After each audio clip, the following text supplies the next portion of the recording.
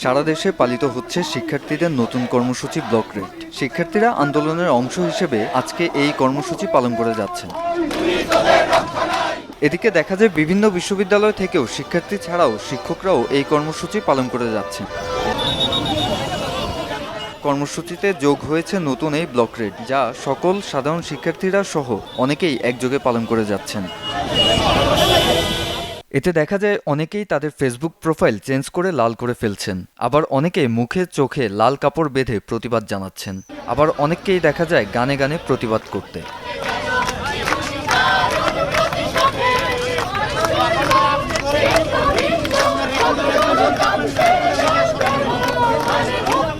এদিকে আন্দোলনের কর্মসূচি হিসেবে বিপ্লব কুমার সাহা বলেন, শিক্ষার্থীদের সাথে পুলিশের কোনো বিরোধ নেই, কোনো সাধারণ মানুষ যাতে হয়রানি না হয় সে ব্যাপারে পুলিশ সচেতন।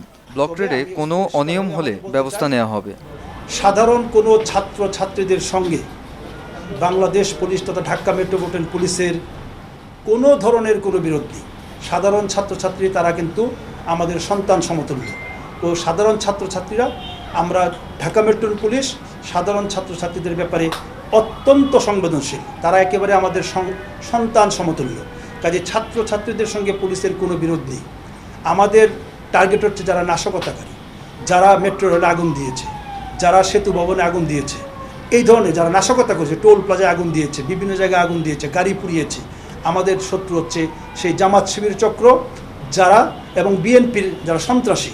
আমরা তাদেরকে ধরার জন্য, যারা একেবারে ভিডিও দেখে দেখে ফুটেজ দেখে দেখে আমরা তাদেরকে ধরার জন্য আমরা প্রাণপণে কাজ করে যাচ্ছি। এমন সময় তিনি আরও বলেন, হত্যার ঘটনায় 52টি মামলা করা হয়েছে। সাধারণ শিক্ষার্থী যারা নিহত হয়েছে, কারা মেরেছে, কোন প্রেক্ষাপটে গুলি করা হয়েছে, সবগুলো তদন্ত চলছে। অপরাধ যেই করে থাকেন কেউ ছাড় পাবে না বলেও হুঁশিয়ারি করেন এই কর্মকর্তা। মামলার সুষ্ঠু নিরপেক্ষ তদন্ত হবে, তদন্তে যেই দোষী হবে তার বিরুদ্ধে যথাযথ আইনগত ব্যবস্থা গ্রহণ করা হবে। মাকসুদুল হাসান রাফি, চ্যানেল 24, ঢাকা। আপনারা দেখেছেন যে গত কয়েকদিনে ঢাকা শহর